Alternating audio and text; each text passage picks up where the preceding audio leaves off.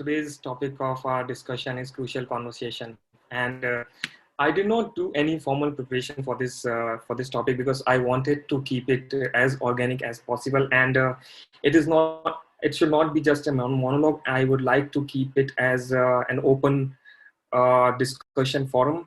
So because in a monologue there is only one person speaking, and the chances of learning from others' experience depleted.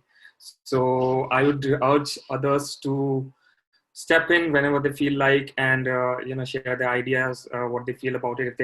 If they have had their opinions, their ideas, their beliefs, they can openly freely share in this, because this is what is the crux of this topic, that the conversation should be two ways. It should not be from one side only. So starting for this topic, I think the conversation is the only bridge between two identities, two or more identities. I'm not talking about people, I'm talking about identities. I'll tell you later on why I use this word identity, not people. So conversation is a bridging gap between two identities, and that is the only instrument that we have at our disposal to bring about harmony, to share ideas, beliefs, values, stories. And if this bridge is built properly, and if this bridge is built effectively, those two identities, those two or more identities, they live in harmony, in a way which is beneficial, effective, efficient for everyone. But if the bridge is broken, if the bridge is half built, it's very difficult for everyone to get the benefit, the most benefit of each other's experience, uh, and to live together. It's going to be very difficult if the bridge is not built properly. So the conversation and communication, you can use any word, is a bridge between two or more identities. And as we know, we live in a social setup. Here we are talking about business context. This has this topic encapsulate a wider range, but this time we took business context. So we see in our society, it's not possible to live alone. No one business can survive just by the effort of one person. There are so many identities, there are so many stakeholders involved in a business. So if the bridge is built properly, those stakeholders, those identities, they can operate smoothly and effectively, and the result that they get can be more optimum, and uh, can be beneficial for everybody. So in the business context, we have multiple scenarios. We talk to our bosses, we talk to our subordinates, we talk to our clients, vendors. There are so many people involved in a business scenario, and everybody is talking to everybody else. And people are sharing ideas, they are sharing knowledge, they are sharing opinions, they are sharing plans, and everything has to be in the same line, because I think a business is just like a machinery where uh, different people are like different tools, different parts of that machinery. If they are working together in a sync, then the machine works properly. Otherwise, the machine will break down. So now let's come to the definition of crucial conversation. So as per the dictionary, the definition is not the dictionary, but as per the leading linguistics, the definition of crucial conversation is discussion between two or more people. Here they use word people, I use identity. I'll tell you later why I use word identity. A discussion between two or more people where stakes are high, opinions vary, and emotions run strong. That is when we enter into crucial conversation. That conversation turns crucial when the stakes are high, opinions vary, and emotions run strong. So what are those instances? Talking to a coworker who behaves offensively or makes suggestive comments. Working in an office, there are so many people with different temperaments, different background. Sometimes uh, somebody's remark, somebody's gesture does not go well with you, or you might misunderstand that gesture. So that's the moment when that conversation turns critical, crucial. Giving the boss feedback. This is one of the toughest thing to do. I think this is the most crucial thing, giving feedback to the boss. Approaching a boss who is breaking his own safety and quality policies. So we have seen so many times bosses sitting on power position, misusing, abusing power, and subordinates just quietly watching. So that's when that conversation, nobody wants to get into that conversation, because that's the water which is extremely dangerous. And then AB and Musammat are smiling. AB and Musammat I are guess, smiling. I guess they will take away something from this. And then critiquing a colleague's work. You don't want to spoil your relationship with the colleague, because you have to meet your colleagues every day. So sometimes giving feedback, giving your opinion about his or her work is very important, and that's when we need that conversation turns crucial. And then talking to a team member who isn't keeping commitments is also very important for teamwork.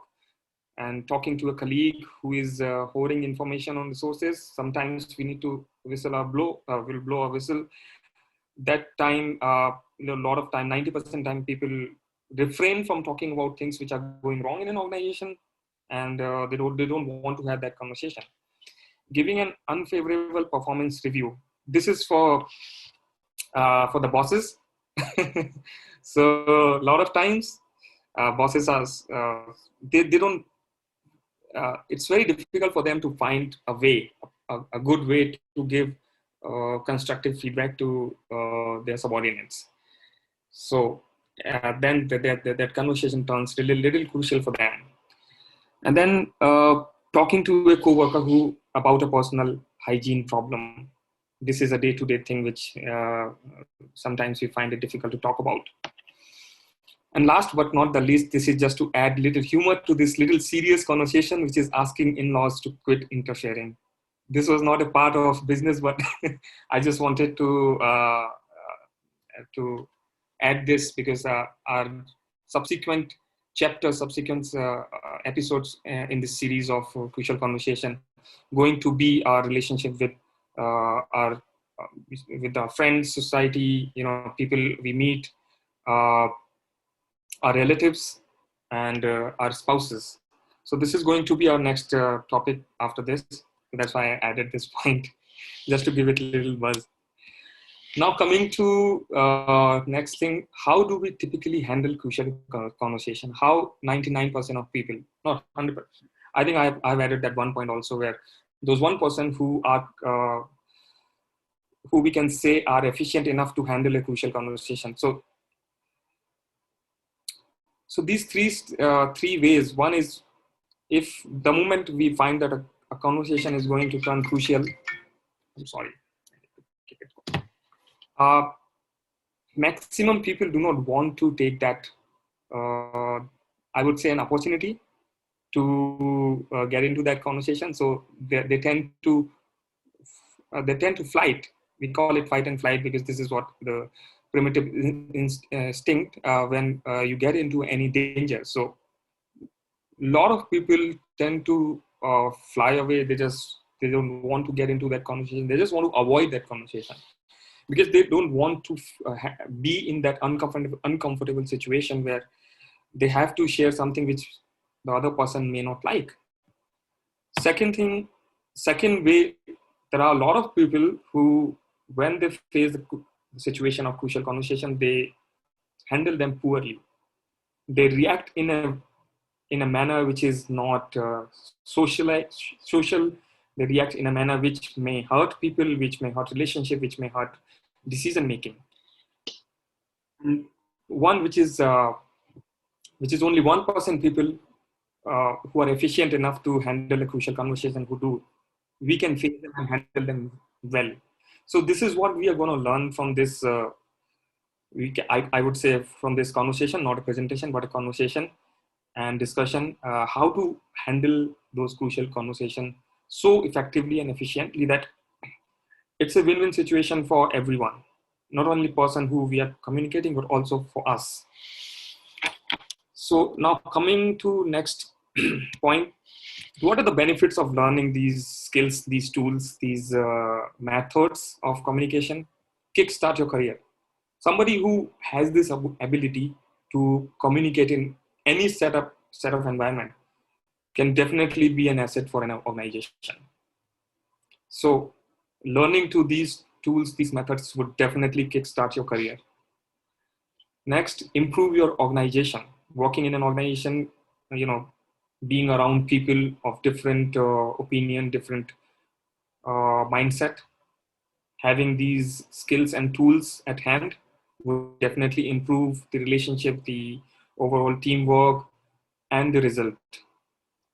Next, improve your relationships. That's no brainer. Having tools at hand to handle those crucial conversations definitely improve relationship with your colleagues, with your bosses, with your vendors. You know, so many times we are faced with a situation where uh, people are not happy, and you are not happy with people around you, your organization, and that moment, fight and flight is not the option. We need to have those skills set, those tools at hand when we step into that difficult water of crucial conversation and come out victory with beneficial for everyone. Next, revitalize your community. That is something which that is one which we will cover in our next subsequent crucial conversation presentation. And improve your personal health. How having good conversation skills improve your personal health? A lot of times you want to share your opinion. A lot of times you want to share your feelings with your colleagues, with your boss, with your vendors, but you are not able to do that because you do not know how to go about it. And this is a detriment. This has a detrimental effect on your health because stress, and you cannot share that stress with the right set of people who are involved in that. So having those skills give you that chance to let that stress out. So it is so it's really important for your health. It's I think it's one of the most important benefits of having crucial conversation skills, because this improves your mental health, and you are able to talk about your stressful the things that you're going through effectively without fearing that it something might turn bad, and things might go wrong. So I feel that this last benefit is something which is the most important in crucial conversation. Now let's come to that one thing which is the, I would say, the ground to crucial conversation, ground to any conversation, ground to everything, which is, this is the I would say founding stone, or I would say the foundation of conversation, foundation of relationship, foundation of communication. So this is called dialogue.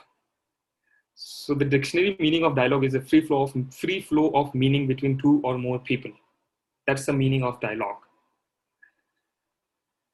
Free flow of not just meaning, but free flow of information. Information turns into meaning when two people share with each other.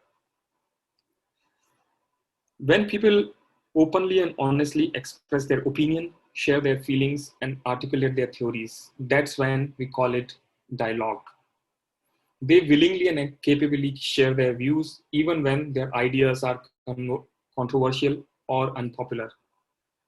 Sometimes because of the fear of not getting understood, fear of uh, you know being in the bad book of people, and the fear of hurting others' opinion and feelings, people, a lot of times, 80% of times, people, I'm giving this number out of these are tentative number, don't take them seriously. So most of the time people don't share those controversial or unpopular ideas.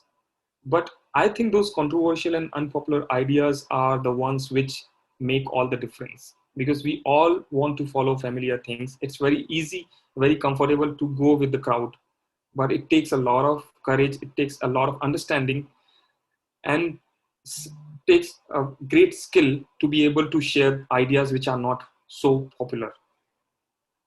So crucial conversation, that crucial conversation skill and tools give us that confidence, give us uh, that instrument which allow us to share those ideas with others without hurting them, without making things wrong for everyone. Now, how this free flow of meaning, which is dialogue, converts into success. So there is a thing called pool of meaning. Everyone, all of us has a pool of meaning, a personal pool of meaning. How does this personal pool of meaning come about? We have an experience, we have our education, we have our upbringing, our background, our opinions, our ideas. All of these put together make that pool of meaning. So we see things from our perspective. Everyone has their perspective. When 2 or 3 people come together, they also bring with them that their personal individual pool of meaning. And when they come together and get into a dialogue, that's when they create a shared pool of meaning. And now I come to that point why I use the word identity. Because that individual pool of meaning is what we call identity. It is made of our ideas, our beliefs, our knowledge, our experiences. So those individuals' pool of meaning, it's very important for them to come together and share with each other, to be able to have effective dialogue. That's what the definition, I think, is all about: free flow of meaning between 2 or more people, free flow of meaning between 2 or more individual pool of meaning. So it's a free flow of shared pool of meaning. So as a result of free flow of meaning, the whole is truly greater than the sum of the original parts. So we all have our experiences, we all have our opinions, ideas. If we will just keep to our ideas, our opinions, our perspective only, and we will not listen to others' ideas, others' perspective, others' meaning, we will not be able to grow. When that shared pool of meaning is filled with others' ideas, others' opinion, however contradictory, however controversial, unpopular are they, that shared pool of meaning is so rich that something really different, something really new come out of it. And that's why it says that the whole is truly greater than the sum of the original parts.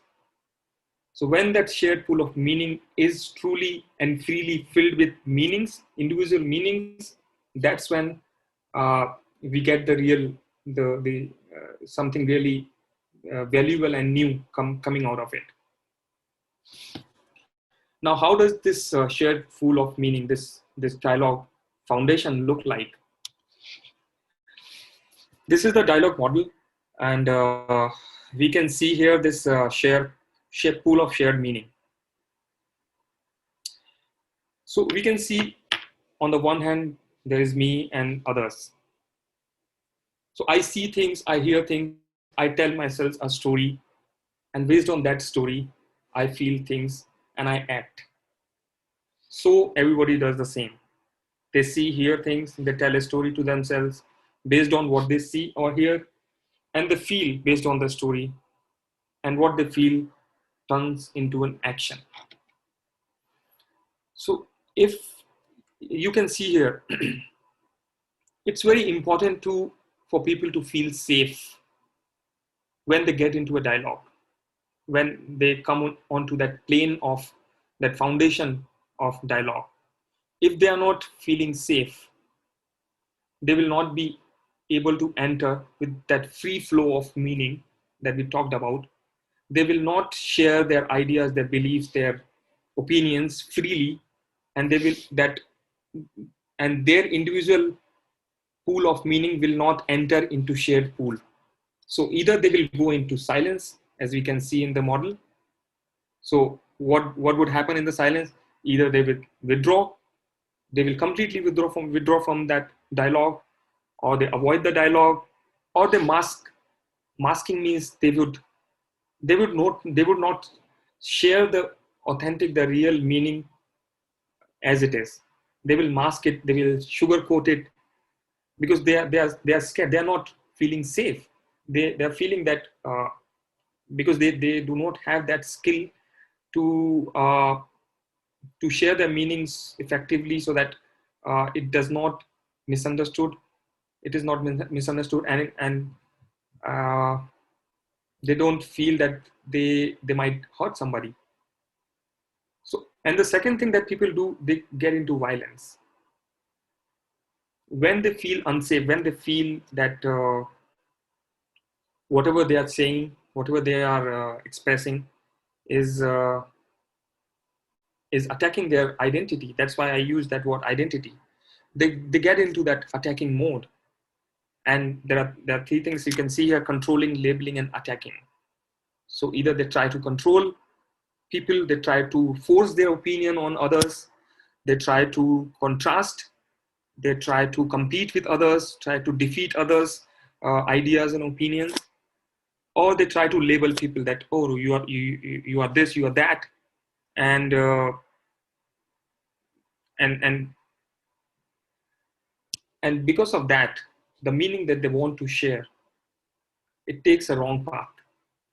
So they wanted to share their opinion, which was little unpopular, which was controversial, but since they were not feeling safe, so they changed their path and they started controlling, labeling, and attacking others. They got into that violence.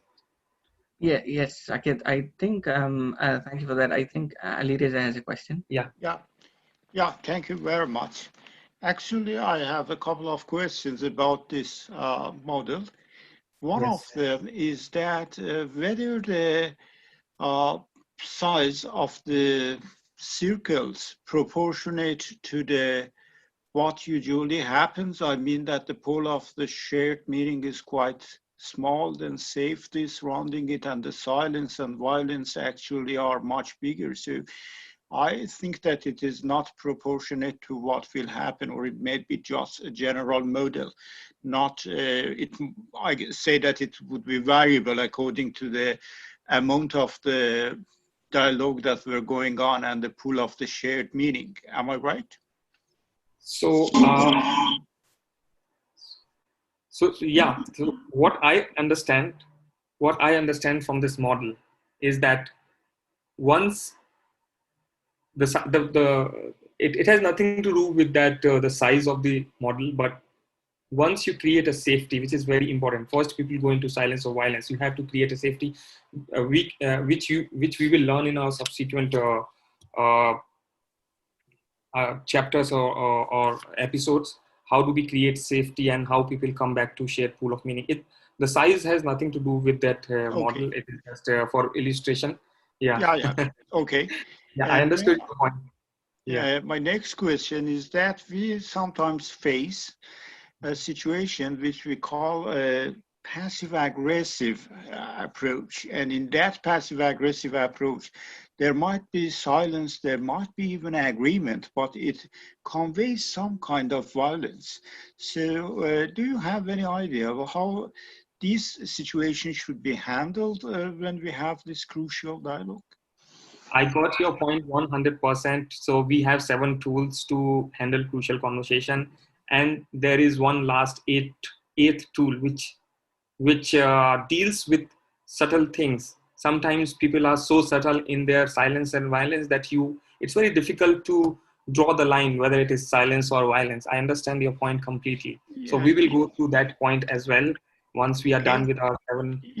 Thank you. Thank you very much. And my final thing is that, can you explain a little bit about attaching? Sorry? About attaching, yeah. Yes. If I could see it correctly, yeah. And the violence, the third term is attaching. Yes, attacking.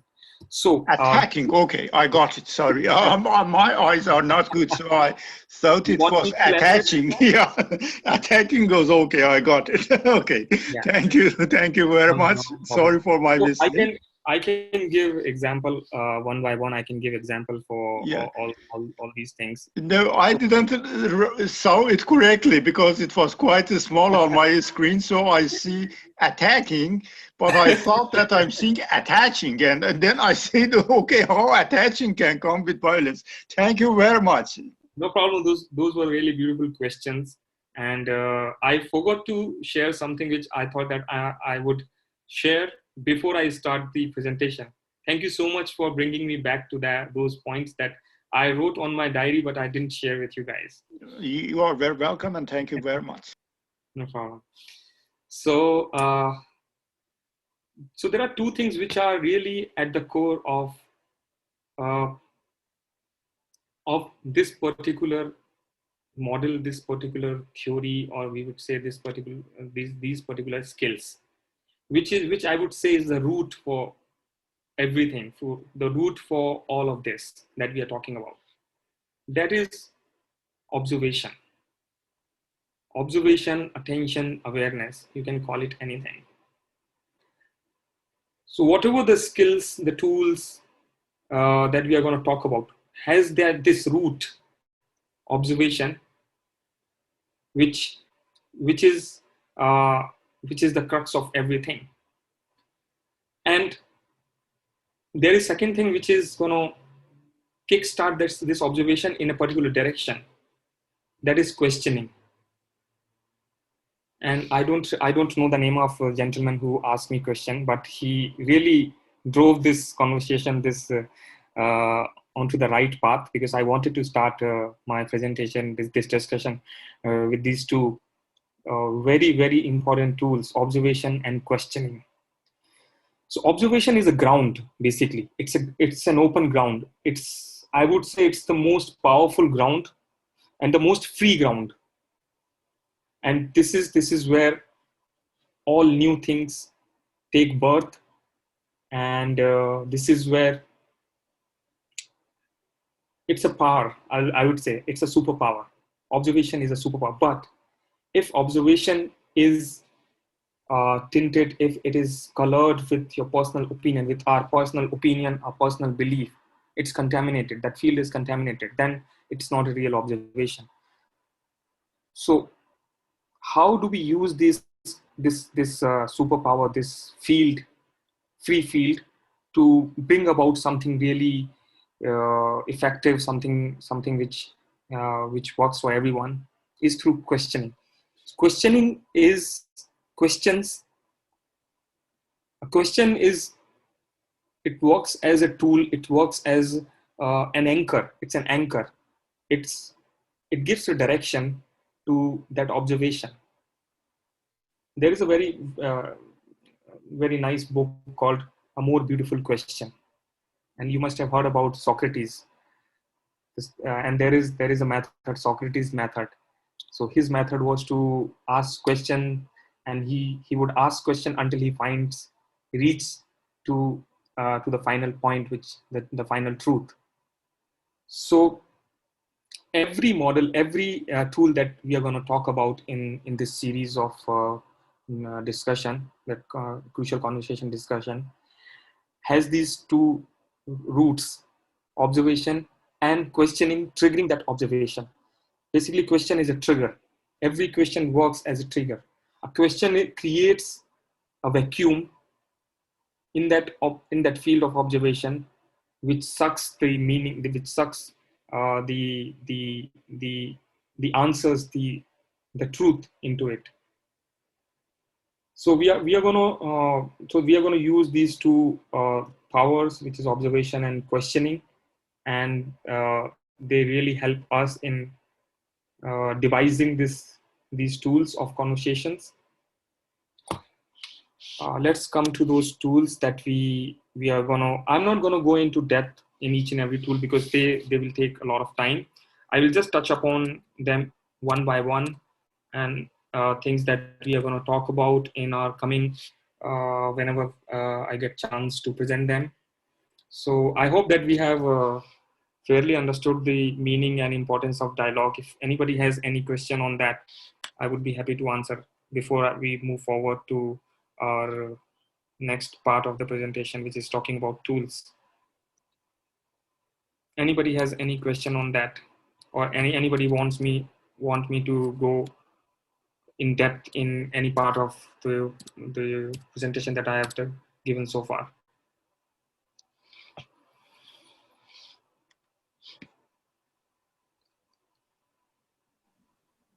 All right. So yeah. I have a quick question. You have fairly outlined very well how the whole story of a conversation goes, or how it can go. Now, I am guessing that in the subsequent, series, you would be explaining on how to properly do it, right? I mean, without creating a conflict. I'm just curious that if say in case there is a conflict that arose, how do we mitigate them? Would you be touching upon those as well? Yes. So our next subsequent series is all about how to deal with, how to mitigate those conflict, those the crucial things, and this is what we are going to learn in our that I'm going to talk about 7 tools which we can use, and how can we use them, and we will also talk about different scenarios. I will give a couple of examples, and how do people use them, how they create harmony between people, and the impact of these tools. So definitely these tools, I call them dialogue tools. So these tools are going to equip us with the ability to deal with those conflicting situations and come out victorious, beneficial for everyone. It's not about winning over people. It's not about defeating somebody. It's about creating an environment where everybody feels comfortable, everybody feels winning. So let's start with those tools that we are going to touch upon. I'll not go in depth because we have to give examples, otherwise it would be unfair and it would be rather academic. I don't want to make it academic. I want to make it interactive, and so let's talk about them one by one. So this is what start with the heart is one tool that we are going to talk about, and how it helps us to align our motives. What do we really want from a communication? If you are going to enter into a conversation, what do we really want, and what do we really not want? Sometimes, because it's so conflicting, and emotions are running so high, that people divert from their motive and they want to win the conversation instead of creating harmony. They want to win the conversation, or they want to attack somebody, they want to make somebody feel bad, so they divert from the motive. So this is the tool which helps people to keep on the track of conversation. So that's what we are going to talk about. Second is learn to look, learn to observe, learn to look. So this tool is going to help us to identify if a conversation is going to turn crucial. You talk about your colleague and suddenly it gets heated, and we never know what happened, what triggered that kind of reaction, that kind of conversation. So this is the tool which is going to help us to, before a conversation turns crucial, we will be able to know, and we will be ready to deal with that situation. And again, we are going to ask 2 questions here. Am I going to silence or violence, to be able to understand if a conversation is going to turn crucial? And the second question, are others going to turn in silence or violence? So this is a second tool which helps us to understand, to identify, recognize if any conversation has turned crucial or is going to turn crucial.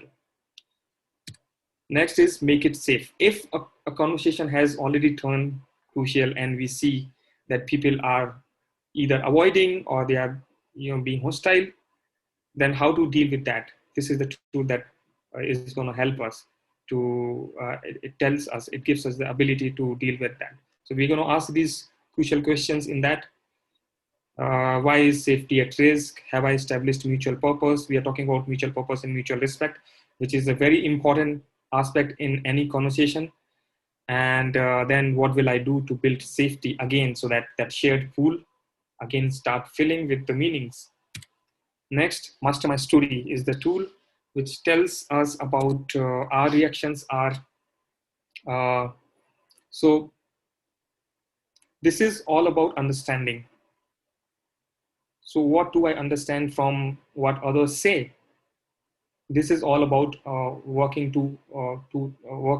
towards our perspective. This tool will enable us to get our stories right, because as we saw in the dialogue model, the story kicks the feelings. The story that we tell to ourselves kicks the feeling inside us, and then we act. So what is my story, and how can I get my story correct? This is what is a tool that we will use to help us. Next is state my path. And once we have our story straight, how do we communicate controversial or something which is opposite to others? And how do I express myself to that person, so that that I'm not only I am understood, but also I could create a harmony between between me and that person or a group of people. Next, explore others' path. Once I have expressed my path, what are the tools that I can use to identify what others are expecting and what others' stories are, so that I could understand them, and then move to action. Once I've understood everything, then how do I act? This is the tool that is going to help us to understand that. Last is Q&A. The eighth tool that I didn't add here was the one that somebody just asked me about. If somebody is going into passive aggressive mode, the reactions are subtle. We don't know if it is violence or silence, and it's very difficult to get into that even response to that kind of reaction. That eighth tool I'm going to add in my next whenever we get an opportunity to meet. And so it talks about a lot of small tools that we can use to handle those kind of situations. So after that, I came to that last part of my presentation for today, and that is question and answer. And you can see the detail of my contact. If anybody wants to get in touch with me, please feel free to ask any question, anything. So, thank you, Saket, for that wonderful presentation. I am sure that it is really helpful for our members who are here and who are keenly listening to the topic. It's a very important topic, as I see it every single day. We do see this whether or not we understand this. So it's very important to understand this for the success in any field, and I am sure that it is extremely helpful to all of us. I would really love to have some questions here, so that it can be, we can get more perspectives as well. And I would like to take this time to thank Elisa for that fantastic question and guiding this conversation in the right direction as well. Thank you. So, questions. Anybody has any question? I can go in depth in anything that you want me to explain, elaborate. I like to ask one thing. Yeah. Thank you, Saket. Very interesting topic. As we will go into the workplace, it will really help us to communicate with each other. I would like to more about how we can communicate this conflict with the senior team, like my boss or my senior colleague, how we can manage this conflict. I will leave you with one tool which I have not talked about here, and which we have, I and Abby, we have discussed about this in our previous meetings. There is one theory called transactional analysis, And I have seen in a relationship between boss and subordinate, this, you know, the relationship, this theory I have seen so many times. If you have 2 minutes, I can explain this to you. So as for transactional analysis, there are 3 types of ego type: a parent ego, child ego, and adult ego. So in a relationship between a boss and subordinate, I have seen this in play so many times, that a boss is always in parent ego and the subordinate is in child ego all the time. So when somebody is in parent ego, he is always okay. He is always comfortable because he knows everything. He thinks that he knows everything, or she thinks that she knows everything. And when somebody is in child ego, she always thinks that she's not enough. She does not know everything. She is dependent. She is inferior. So this is the feeling of a person in child ego. And she's not okay. She's not comfortable. So in a relationship between boss and subordinate, this play of adult ego and child ego has been seen so prevalent. So the moment, so there is third set of that there is third aspect of this, which is adult ego. Have you seen 2 friends talking, 2 friends who really like each other, talking together? They both are okay with each other. They both are comfortable with each other. They both respect each other. The parent does not respect child because parent thinks that child does not know anything. And child has huge respect for parent. In fact, child thinks that that parent is the master. And it's like master and slave relationship. And this is the ego, right? Not parent and child, specifically the egos. It's an ego. Basically, it's an I ego. just want to clarify that. Yeah, correct. So in the third ego state, adults, you have seen 2 friends talking. They're comfortable with each other. They share their opinion with each other, and they feel okay with each other. So when you talk to your boss, so the crux is to observe his ego state or her ego state and your ego state. The moment you see that you cannot control his ego state or her ego state, you can only control your ego state. So the moment you see yourselves going into child ego, which is so subconscious, you don't even understand, you don't even know when you slip into child ego.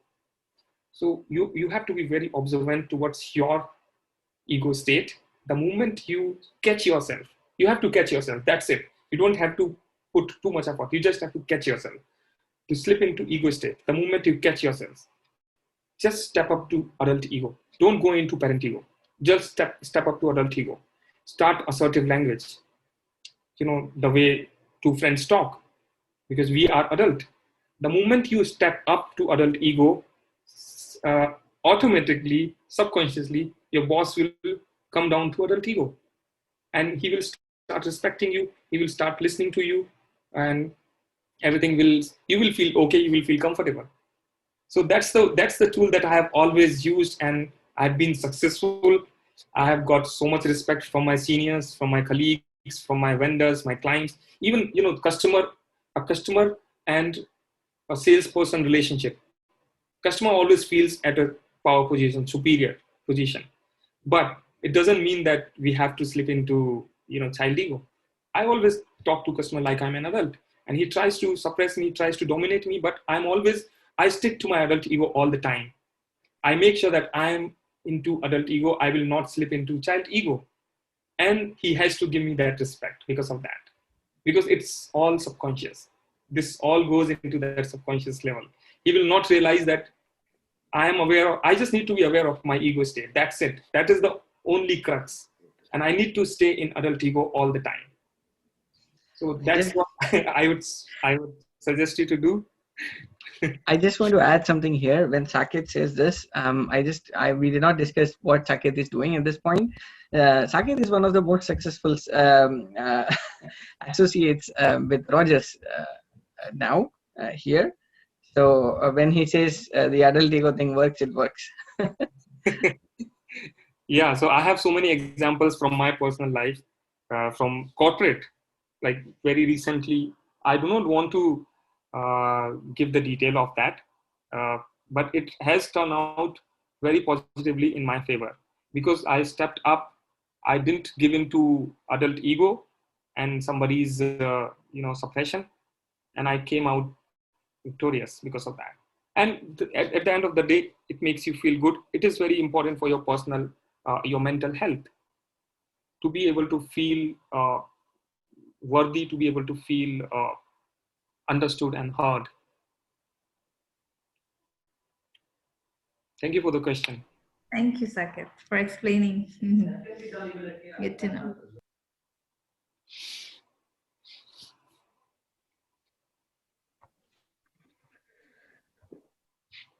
If anybody else have a question? All right. Thank you, Akim, for that, and thank you, Saket, for this wonderful presentation. I can see that we are almost at time. So if there are any other questions, we can take one more question, and if when it's done, then we will wind up for the day. Yeah, I would like to thank Saket for the wonderful presentation, and you and Dr. Akim for coordinating this great presentation. I have a question quite personal to Saket. Currently, are you associated with what company? Are you working for somewhere, or are you working for yourself? In Canada, I mean. Okay, so currently I just joined a few months before Rogers. I'm working in sales team. Yeah, thank you very much. I'm not sure if that was heard clearly. Rogers Communications, right? Rogers Communication, yeah. Yeah, thank you very much. Yeah. And Abby, I don't know, are you going to interview with me, or someone else will going to interview with me? It will be someone from OCAD University. They are conducting this study in association with Access Alliance. Yeah, no problem. Just I want to check with you because I have several time slots available, but I need to be aware about it because it's quite dynamic schedule right now. Yeah, so, yeah. That I'm very open to have an interview with them, but I would like to be sure that it goes smoothly. Thank you. Sure. Okay. Thank you, Elisa. Right. So I think that's it for today. In that case, thank you everyone for joining for this chat, and it was really nice meeting everyone, and hope you enjoyed this talk from Saket. Thank you, Saket, for your time and for agreeing to do this with us today. So the next this coffee chat, the recording will be shared with the participants who are here, so that if you want to refer back to anything, you can. And also please keep in mind that if you have any questions, you can either forward it to me or to Saket, and